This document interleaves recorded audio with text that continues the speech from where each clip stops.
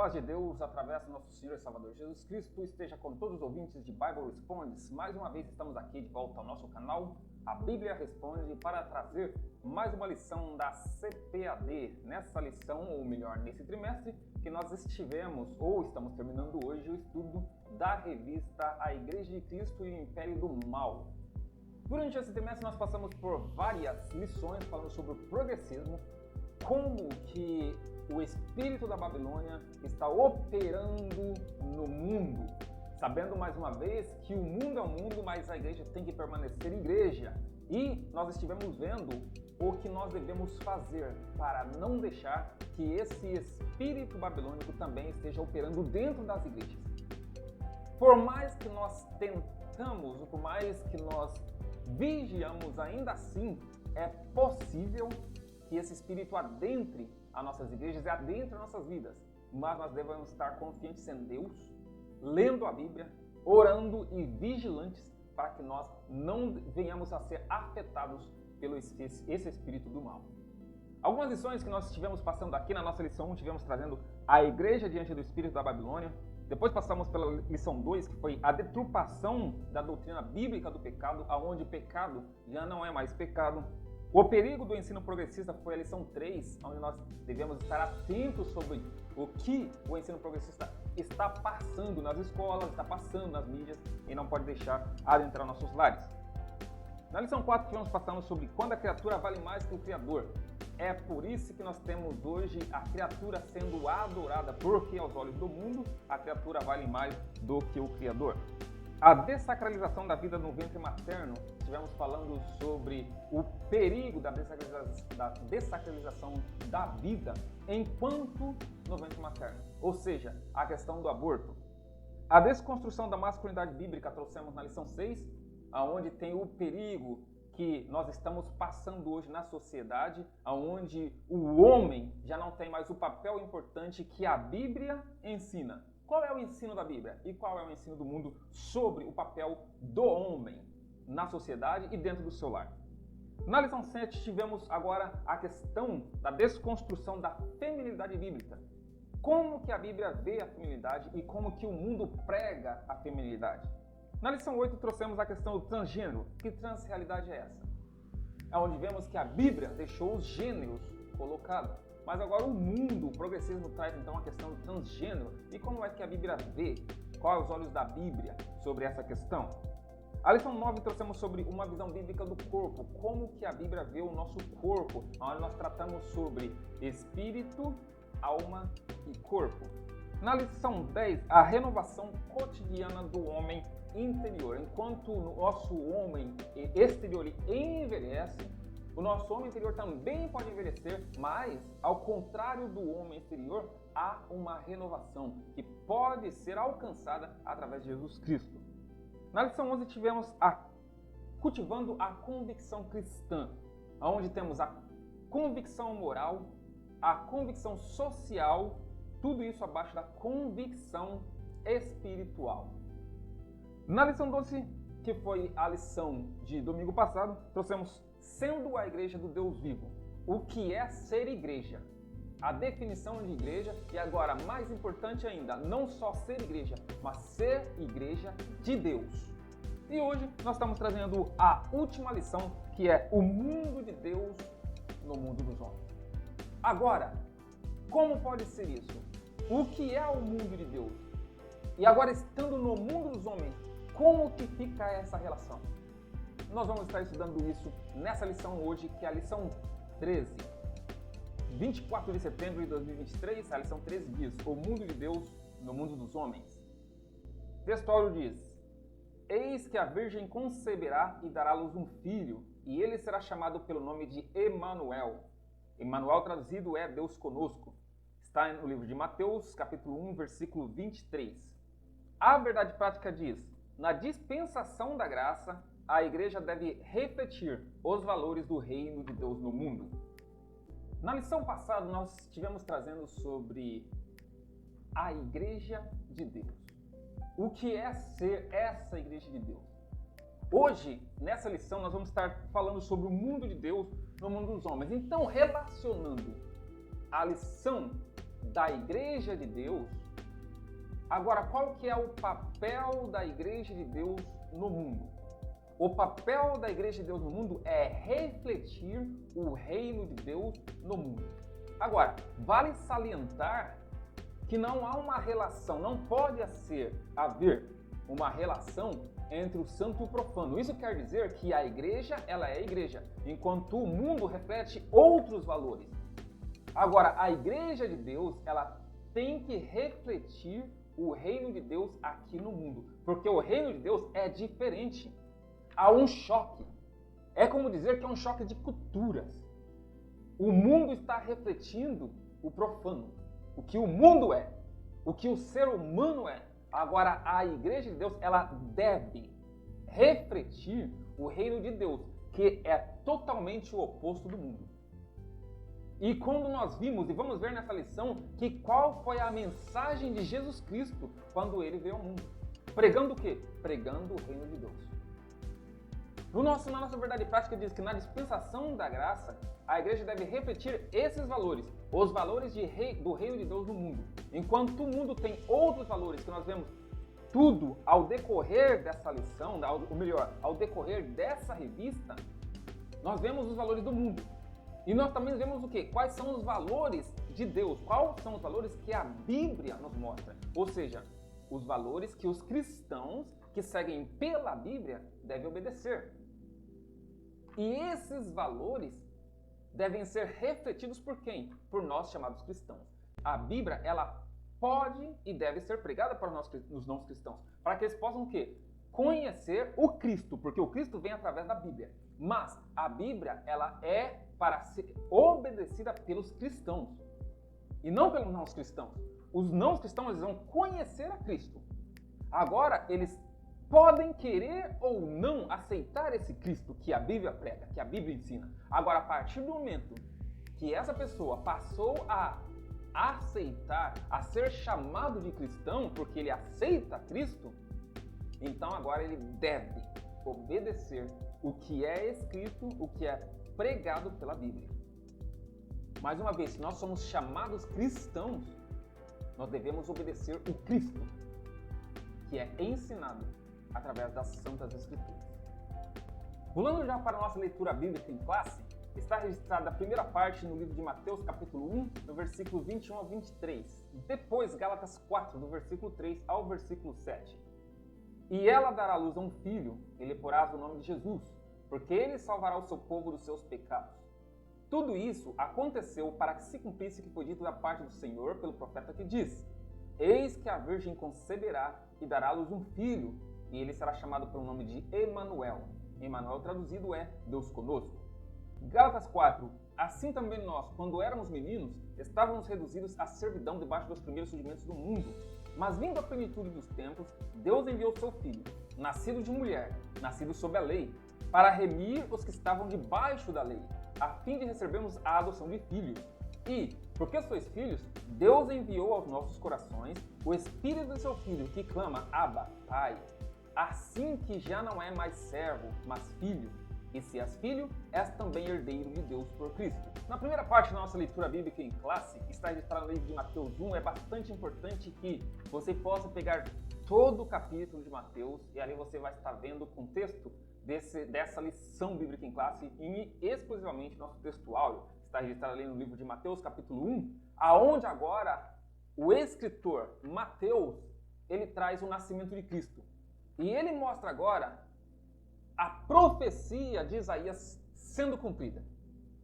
Que Isaías profetizou, ele disse, ou melhor, Deus agora usando a boca de Isaías e diz: Eis que a virgem conceberás e darás à luz um filho e será chamado de Emanuel. E o que significa Emanuel? Emanuel significa o quê? Deus conosco. Ou seja, Deus entre os homens. Agora, Paulo, ele vai um pouco mais além, explicando para os Gálatas o reino de Deus.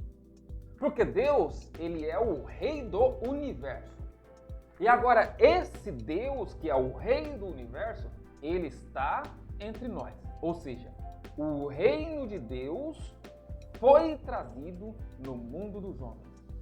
Deus agora, o Rei do Universo, está caminhando entre os homens. E Paulo, quando ele escreveu aos Gálatas, ele diz assim: olha, vós eras escravos da lei. Mas Deus, ele se fez homem, enviou o seu Filho debaixo da lei para tirar da maldição da lei, dessa escravatura. E agora então, vós recebeste o quê? Vocês eram escravos, mas agora vocês foram adotados como filhos. Então vocês agora já não são mais escravos, vocês agora são filhos de Deus através da adoção. Porque Jesus, o Filho legítimo de Deus, o seu Espírito foi colocado nos nossos corações e agora nós somos também o quê? Herdeiros juntamente com Cristo. Ele é o herdeiro legítimo. Todo o poder pertence a Deus. Mas agora, nesse reino de Deus, nós também somos herdeiros com Ele. Porque o Espírito dele agora foi colocado dentro dos nossos corações. E esse Espírito que está dentro dos nossos corações, que é o Espírito de Jesus, que é o Espírito de Deus, clama o quê? Clama Abba, Pai. E agora se ele clama Pai através de nós agora somos então chamados de quê? De filhos. Pelo Espírito de Deus que habita em nós. Logo mais, nós não somos mais servos, nós não somos mais escravos, nós somos filhos. E se nós somos filhos, nós somos o quê? Nós somos herdeiros nesse reino de Deus. E é o que nós vamos estar estudando nessa lição. Como nós somos herdeiros de Deus? Nós somos herdeiros de Deus no reino de Deus. O reino de Deus não é o reino do mundo. Mas enquanto a igreja de Cristo está aqui neste mundo, nós temos que refletir esse reino de Deus que está dentro de nós. Nós temos que refletir para o mundo. As Escrituras revelam que haverá um futuro reino literal. Porém, na presente dispensação da graça, esse reino é espiritual. O reino de Deus está entre vós. Nesta lição, que encerra o atual trimestre, estudaremos a respeito da implantação do reino de Deus no mundo, do contraste entre quem vive sob a égide desse reino e os que vivem de acordo com os valores do mundo. Assim, o propósito é lembrar como Deus age para habitar conosco e reforçar que, embora vivemos grandes desafios, o reino de Deus permanece agindo no mundo por meio da igreja. Lendo a Bíblia Sagrada, nós vemos que um dia haverá um reino literal de Deus aqui na Terra. Mas enquanto esse reino literal não está, nós estamos vivendo sobre uma outra dispensação, que é a dispensação da graça. Jesus veio ao mundo trazendo o reino de Deus e colocando entre nós. É por isso que em Lucas ele declara: o reino de Deus está entre nós. Jesus, o reino de Deus, na figura de Jesus, agora estava aqui no meio do mundo. E ele deixou o seu Espírito com o seu povo. E o seu povo hoje é chamado de Igreja de Deus. E essa Igreja de Deus agora é o quê? É o reino de Deus no mundo. Através do Espírito de Deus que está no meio do seu povo, que está dentro do seu povo. Nessa dispensação agora, nós temos que mostrar quais são os valores de Deus, que é o rei desse reino. E o que é um reino? Um reino é um conjunto de súditos que estão debaixo de uma monarquia. Ou seja, é um conjunto de pessoas com funções que estão subordinadas a um rei ou uma rainha. Então, nesse caso, o reino de Deus, Deus é o rei. Deus é o soberano. É Deus quem dá as ordens, é Deus quem mostra os valores e nós estamos subordinados a Ele. Assim, nós, nesse reino espiritual, a Igreja de Deus, ela tem que estar refletindo esses valores do rei. Por quê? Se nós temos o Espírito de Deus reinando dentro de nós, então agora nós refletimos os valores de Deus. Nós temos que refletir os atributos de Deus, que nada mais é do que o fruto do Espírito.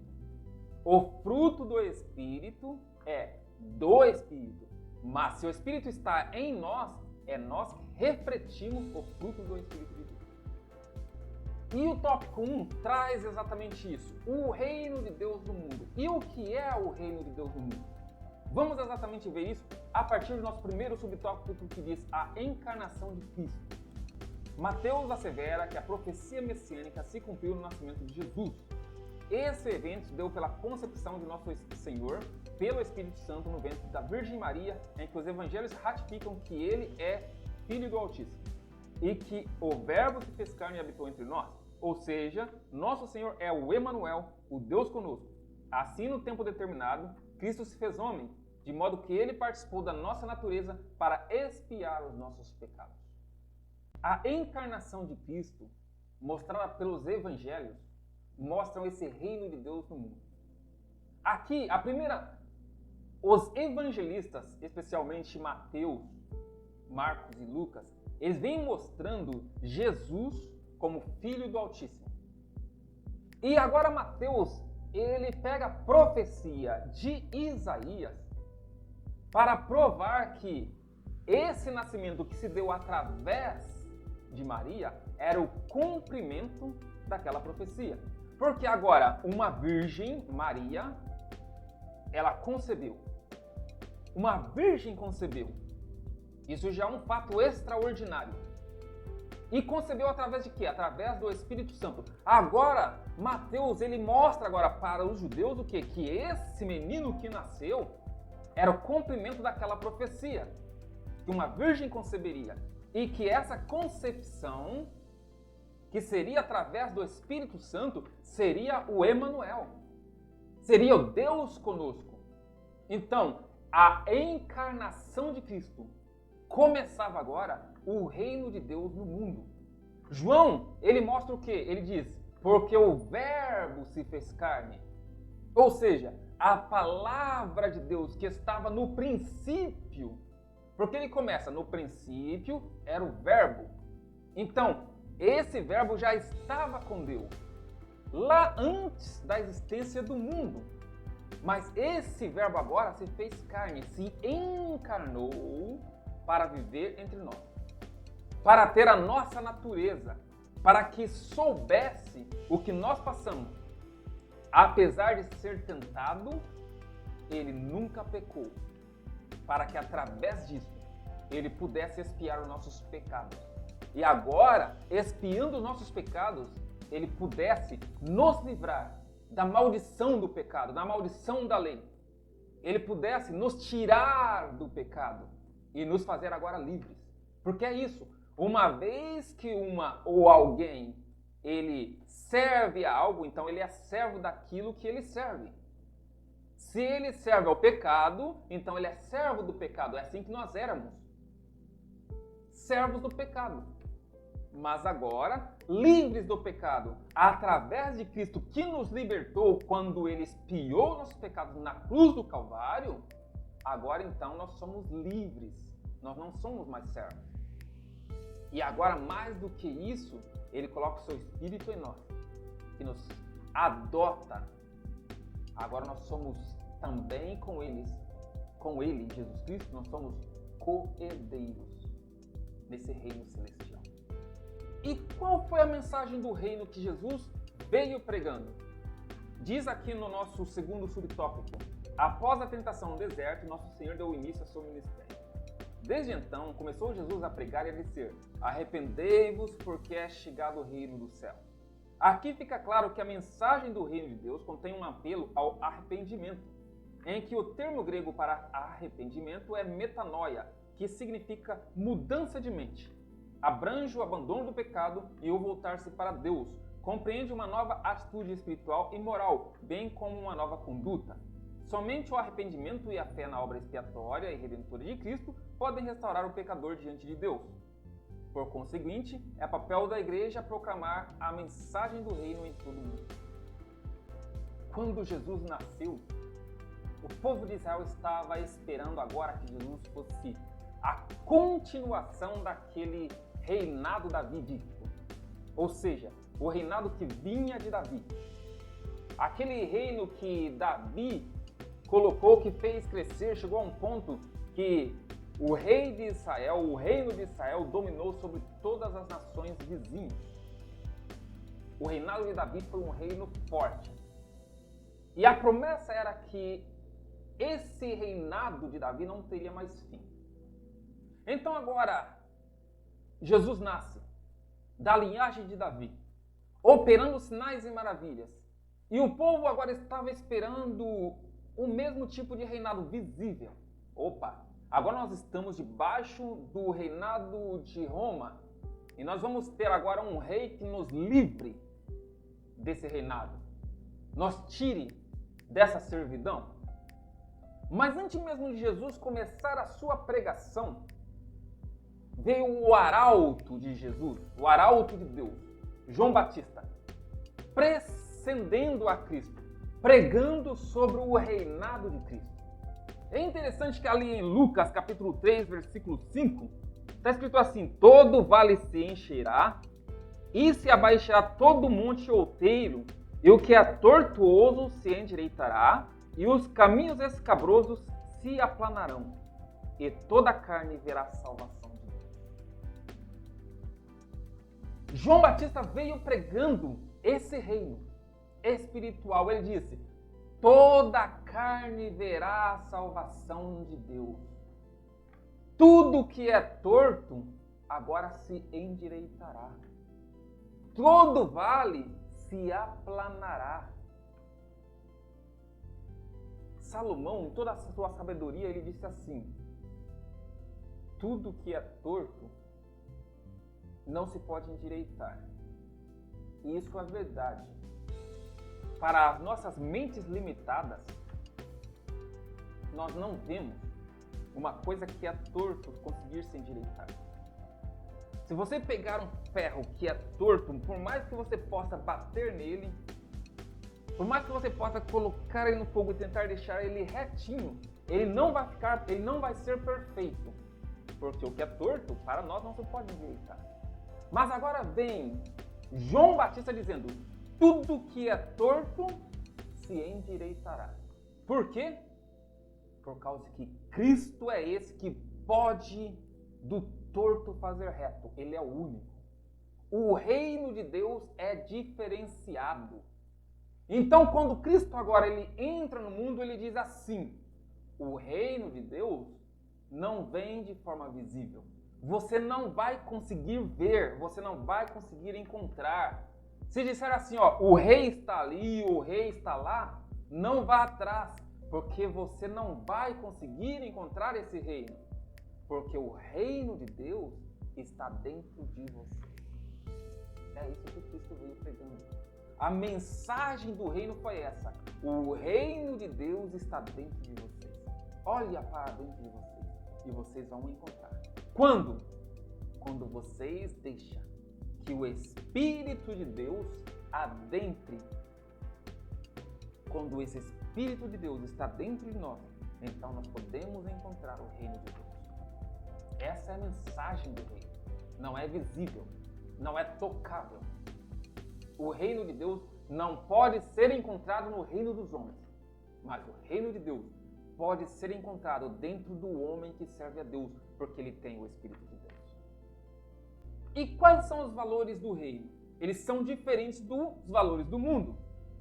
No Sermão do Monte, Cristo revela a ética e a moral do reino, onde destacam-se o necessário controle da ira, a fuga da imoralidade sexual, o casamento indissolúvel, a honestidade no falar, o não revidar as ofensas, a esmola, a oração e o jejum a partir de um coração sincero, o não julgar os outros, o alerta sobre os dois caminhos, a advertência contra os falsos profetas e a exortação para a prática desses valores. Nesse sentido, o sermão nos chama para uma vida de perfeição em Cristo e nos convida a priorizar o reino de Deus e sua justiça.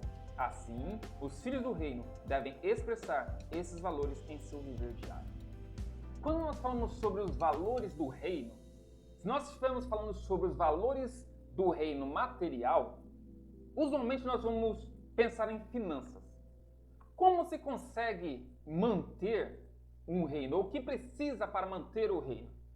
Bom, precisamos dos súditos pagando o que lhe é devido, o tributo, para que o reino pode funcionar.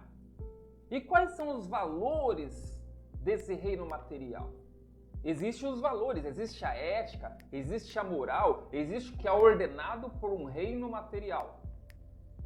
Mas, quando nós falamos sobre o reino de Deus, os valores são diferentes.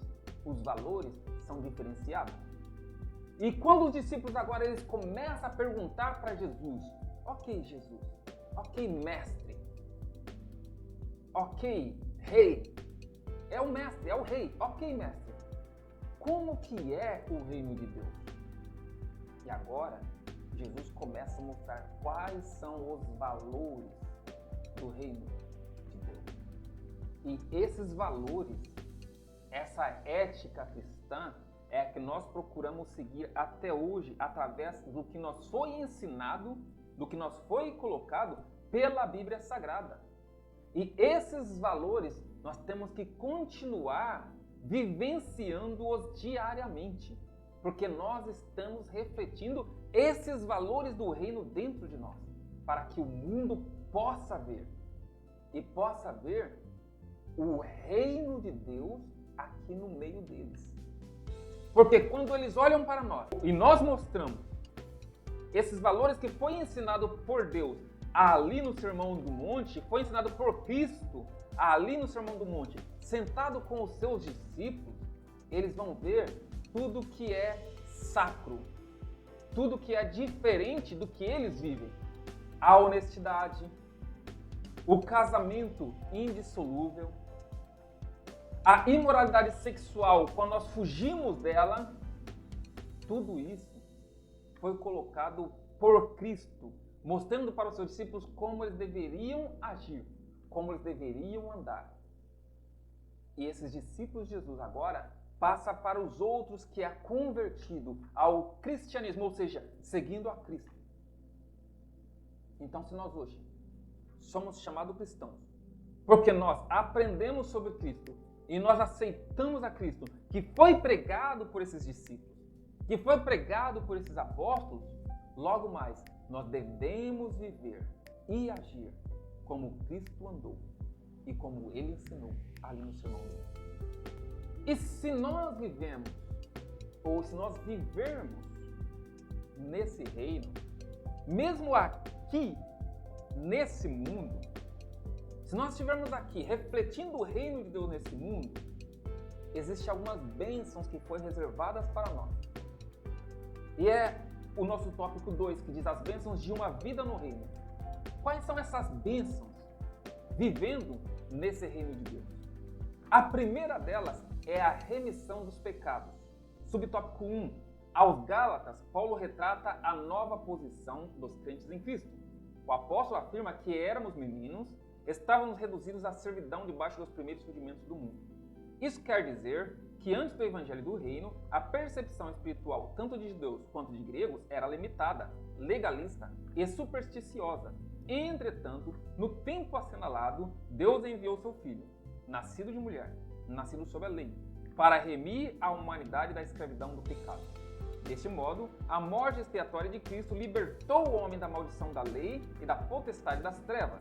Assim, como pecadores, outrora escravos e agora perdoados, fomos elevados à condição de filhos por adoção e herdeiros de Deus.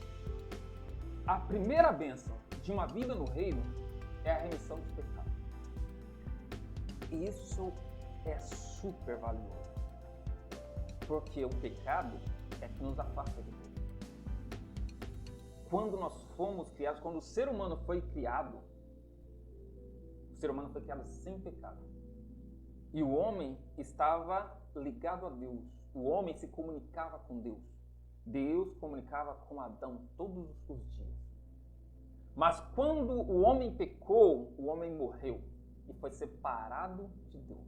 Agora o homem não tinha mais essa comunicação com Deus. A partir do momento que Jesus Cristo veio ao mundo, trazendo o reino de Deus, ele veio para ligar o homem diretamente a Deus novamente. É por isso que o véu do templo se rasgou, porque o véu do templo, ele separava. Para adentrar ao Santo dos Santos, tinha que cruzar esse véu. Então o homem, para falar com Deus, era através do sumo sacerdote, que somente uma vez no ano ele adentrava esse lugar. Depois de totalmente santificado, para falar com Deus e trazer a expiação do pecado dos homens. Mas agora Jesus vem. Ele corta esse véu. Ele fala, você que não tinha o contato, que não podia adentrar o Santo dos Santos, você agora pode adentrar diretamente. Você não precisa mais do sumo sacerdote homem, porque o sumo sacerdote agora é Jesus Cristo. Você tem contato direto com Deus através de Jesus Cristo. Esse contato direto com Deus só pôde ser restabelecido através da remissão dos pecados. Porque agora, na cruz do Calvário, Jesus leva todo o nosso pecado. E ele diz assim, agora você está livre. Você agora é um homem livre do pecado, porque eu já remi na cruz do Calvário. E é isso que Paulo veio trazendo aos Gálatas. Ele diz, vós éreis escravos do pecado. Mas agora, porque Jesus Cristo levou o teu pecado na cruz, vocês agora são livres. E melhor ainda, com os seus pecados perdoados, ele pôde colocar o seu Espírito dentro de vós. E vós agora sois filhos. E como filhos, vós agora sois herdeiros também dessas bênçãos nesse reino espiritual. Quer mais do que isso? Quer melhor do que isso? Uma bênção dessa, de não ter mais pecado, de ser livre do pecado por Jesus Cristo? A remissão dos pecados é uma das bênçãos desse reino. E o segundo, adotados herdeiros de Cristo. No outro tempo, éramos estranhos e inimigos, mas agora somos filhos reconciliados em Cristo. Deus concedeu aos filhos a dádiva de um novo nome e uma nova imagem, a imagem de Cristo. Como resultado de nossa adoção, agora como filhos somos também herdeiros de Deus por Cristo. Nessa herança estão inclusas as promessas a Abraão e a vida eterna. Ao ser aceitos, fomos transformados em filhos para o seu louvor e glória. O propósito da remissão de pecados, a filiação e a herança, não tem outro alvo senão louvar e glorificar a Deus. Portanto, a igreja nunca terá glória em si mesma. Toda a glória é exclusivamente tributada para Deus por intermédio da obra de Cristo. Assim, a igreja é o campo onde se exterioriza o reino de Deus aqui no mundo. Viver no reino de Deus, não vamos dizer que é fácil. Porque enquanto nós estamos no mundo físico, a nossa carne ela pede o que é mundana, pede o que é carnal. E assim viver no mundo é difícil.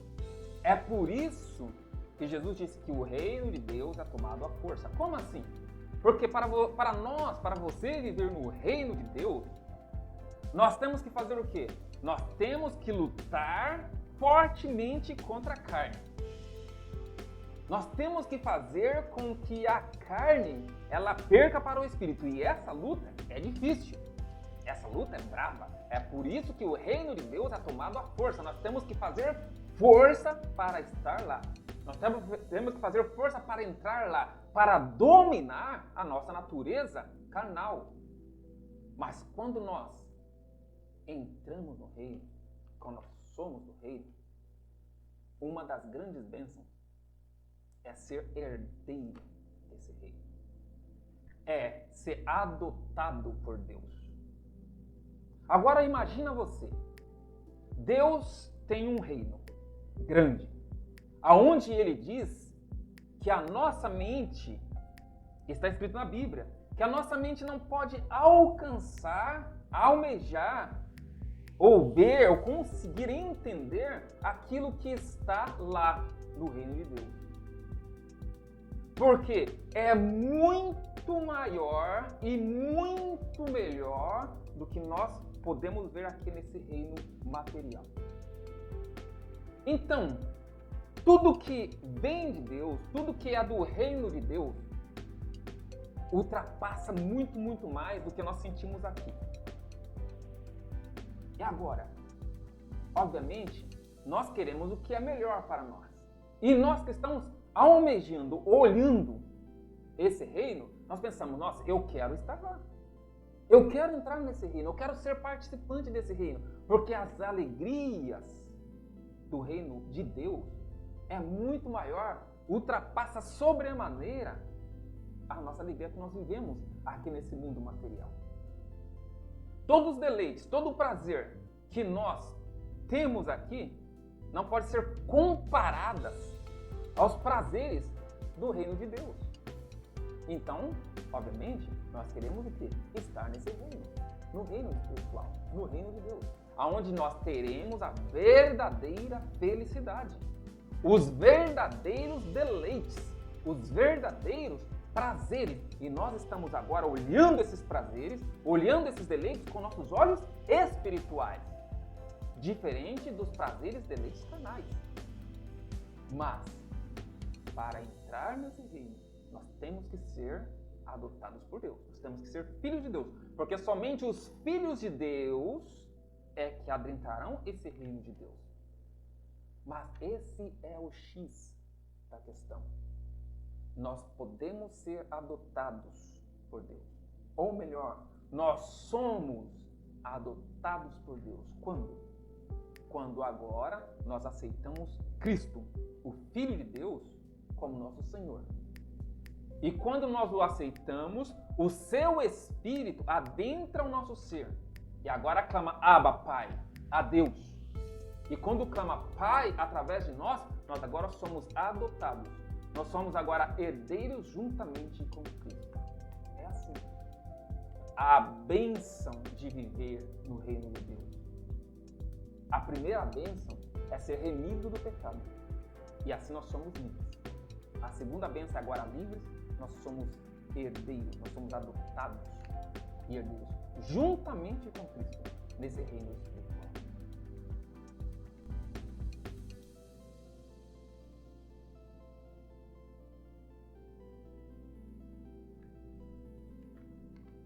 Mas, como sempre nós dizemos, existe uma coisa que nós temos no nosso ser que é livre-arbítrio.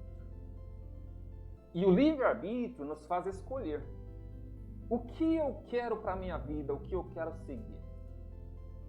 Estamos vivendo em um mundo progressista e, infelizmente, a nossa carne está apegada nesse mundo. Mas ainda assim nós temos uma escolha.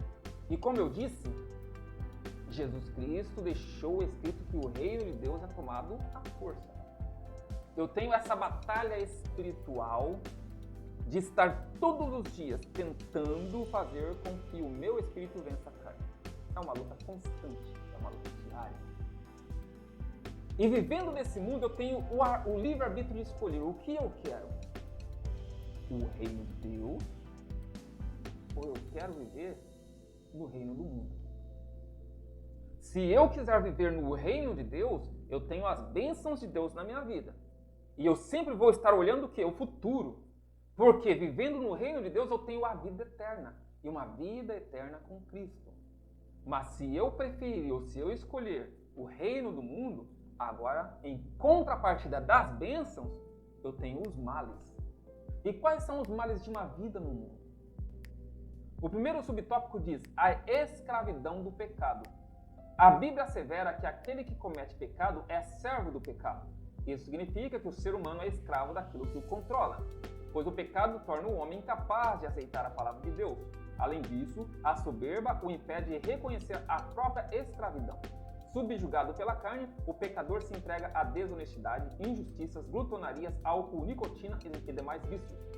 É o retrato de uma vida miserável, sem paz de espírito, que trilha o caminho das trevas e necessita de urgente libertação. Então, os males de uma vida no mundo é a escravidão do pecado. E ser escravo do pecado é complicado. E você pode perceber que se você olhar para um bêbado, ele vai falar, não, eu não sou bêbado. Mas você vai ver que ele está bêbado, mas ele fala o quê? Eu não sou bêbado. Por quê? Porque ele ainda não reconheceu que ele é um bêbado. E ele só pode sair da bebedice, ele só pode deixar de ser um bêbado quando ele reconhecer que ele é um bêbado. Assim também funciona o pecado. Nós só podemos ser livres do pecado quando nós reconhecermos que nós somos pecadores. Uma certa vez, Jesus estava falando com os escribas, os guardadores da lei. E quando Jesus falou sobre o pecado, falou sobre a cegueira que o pecado traz, os escribas, querendo se justificar, eles perguntaram para Jesus se aquela palavra era para eles. Por quê? Porque eles estavam dizendo que eles não eram cegos. E Jesus disse para eles o quê? Se vocês reconhecessem, vocês teriam vista. Vocês seriam livres. Mas por que vocês estão dizendo que estão vendo? Então o vosso pecado permanece. Porque é assim que funciona. Se você não tem reconhecimento, logo mais você acha que você não está pecando. Isso é ser escravo do pecado.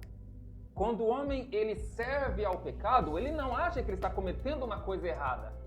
Ele acha que tudo está normal. Então ele continua servindo ao pecado. E isso é ser escravo, porque você está servindo. O ser humano, a pessoa só pode ser livre do pecado quando ele cai em si e ele fala: opa, eu estou errando. Eu estou pecando. E agora sim, acha-se espaço em seu coração para que ele pode ter a libertação. Mas enquanto ele está servindo ao pecado, ele está cego. Ele não está olhando a luz. E assim ele continua numa vida miserável, sem paz de espírito, trilhando o caminho que vai somente levar à perdição, porque ele está vivendo nas trevas. A escravidão do pecado é um mal de uma vida no mundo.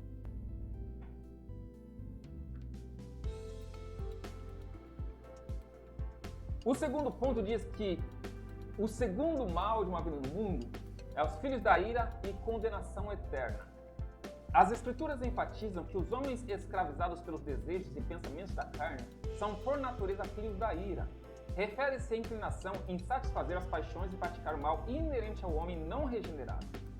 As inclinações carnais, a impureza, a avareza e a idolatria, entre outros, resultam na ira de Deus sobre os filhos da desobediência. Por isso, nosso Senhor ensinou que aquele que não crê já está condenado. Quem não entrega sua vida ao Salvador é condenado porque se recusa a crer no nome do unigênito Filho de Deus. Assim, o pecado da incredulidade é o clímax da rebeldia que resiste à salvação ofertada em Cristo. Assim sendo, somos exortados: aquele, porém, que perseverará até o fim, será salvo. O segundo mal de uma vida no mundo é ser filho da ira. Agora nós podemos ver aqui o que? Filhos da ira? Como assim? O homem que vive no mundo, ele procura sempre satisfazer os seus desejos carnais, ou seja, o que a carne está pedindo. E o que a carne está pedindo agora, nesse sentido, é o quê? Pecado. E esse homem não regenerado, é isso que ele quer fazer, pecar. Logo mais, ele se transforma, o que então, em o filho da ira. A ira de Deus agora pesa sobre esses filhos da desobediência. Por que filhos da desobediência? Porque Deus deu um mandamento, que é obedecer a sua lei, obedecer a lei de Deus. Isso é lei divina. Isso é lei de Deus. E se agora nós queremos ser chamados de filhos de Deus, nós devemos obedecer essa lei. A partir do momento que agora o homem ele passa a satisfazer os seus desejos carnais, ele se torna desobediente às leis divinas, ele agora se torna o filho da ira de Deus. Agora a ira de Deus arderá sobre esses filhos da desobediência. E esses filhos da desobediência sofrerá a condenação eterna, enquanto aqueles que são filhos do reino têm a vida eterna. Agora, pelo lado oposto, os filhos da desobediência têm a condenação eterna. Só existe dois caminhos. Ou nós somos filhos do reino, ou nós somos filhos do mundo. E o final também, só existe dois. O livre-arbítrio é de cada um de nós. E a consequência também, eu sempre digo, é pessoal. Nós temos a liberdade de escolher ser filho do reino, mas para isso nós temos que lutar com força para alcançar esse reino. Mas ao final, nós temos o prêmio, nós temos a herança, que é Ele dar essa vida eterna. Por outro lado, nós temos a escolha de ser filho do mundo. E não precisa de força, porque a nossa carne já é forte o suficiente para ganhar a entrada desse reino do mundo. Ela já está nesse mundo. Então, é o que ela quer. Ela não precisa de força. Se nós agora deixarmos ser dominados pela nossa carne, nós somos filhos do reino. Mas o prêmio, a herança de ser filho desse reino é a condenação eterna. É a não entrada para a vida eterna. Então só tem o quê? Só tem esse final. Só tem essa condenação, que será eterna. Conclusão diz assim: os judeus aguardavam um reino literal para libertá-los da opressão política, social e econômica. Cristo os corrigiu e afirmou que o reino de Deus não vem com aparência exterior. Isso é, não seria terreno, mas espiritual. O reino literal ainda será implantado. Nesse aspecto, Cristo veio para resgatar o homem do pecado. Isso requer arrependimento e fé no sacrifício da cruz. Os que recusam a ética e a moral do reino são condenados à morte eterna. Assim, os valores cristãos devem ser observados pela igreja, cuja missão é anunciar o reino de Deus no mundo dominado pelo império do mundo. Os judeus estavam aguardando esse reino literal, onde eles teriam os seus corpos carnais livres da opressão que os oprimia. Era isso que eles estavam esperando. Mas Jesus ele veio mostrar uma coisa muito mais além disso. Tanto é que Paulo ele deixou claro que ele disse assim, que o nosso sofrimento aqui no mundo é muito pequeno quando comparado à glória que nós teremos no céu, no reino de Deus. Ou seja, Cristo veio exatamente mostrando isso. Ele não veio aqui para cuidar dos nossos problemas sociais, econômicos, financeiros. Ele não veio para mostrar esse caminho. Cristo veio pregando ou mostrando qual era a vantagem do reino de Deus, que não é o reino da terra. É por isso que muitas vezes eu ouso, quando eu digo assim, Deus não está preocupado com a nossa vida aqui na terra. Mas como assim? Então, para que ser crente? Para que servi-lo? Porque Deus está preocupado com a nossa salvação. Termos uma vida melhor aqui na terra é consequência apenas da nossa salvação em Cristo. O que nós crentes devemos ter em mente é exatamente isso. Nós não devemos aceitar a Cristo esperando que a nossa vida aqui seja melhor. Esperando que nós vamos ter riquezas, abundância de comida, abundância de viveres, felicidade nesse mundo em que vivemos. Não. Se nós fazermos isso, nós vamos simplesmente nos frustrar. É por isso que existem muitos crentes frustrados. O que nós devemos aceitar a Cristo é esperando a salvação eterna, a vida eterna. A salvação através de Jesus Cristo. O que vem depois é consequência. Porque Cristo não desampara o seu. Ele disse, no mundo tereis aflição. Ou seja, vocês vão passar por aflição porque vocês estão vivendo no mundo. Mas tenha de bom ânimo. Eu venci o mundo. Ou seja, a salvação de vocês está garantida. quando vós entregais a sua vida para mim. É isso que nós devemos ter em mente como cristãos. Enquanto nós estamos no mundo, a nossa missão é anunciar as boas novas da salvação, anunciar o evangelho, anunciar o reino de Deus. Que o mundo continue sendo mundo, mas que nós, vivendo nesse mundo, possamos ser a igreja de Deus. Possamos ser o reflexo do reino de Deus nesse mundo. Que Deus possa abençoar a todos vós e que nós continuemos a refletir esse reino de Deus no mundo dominado pelo espírito da Babilônia. Amém.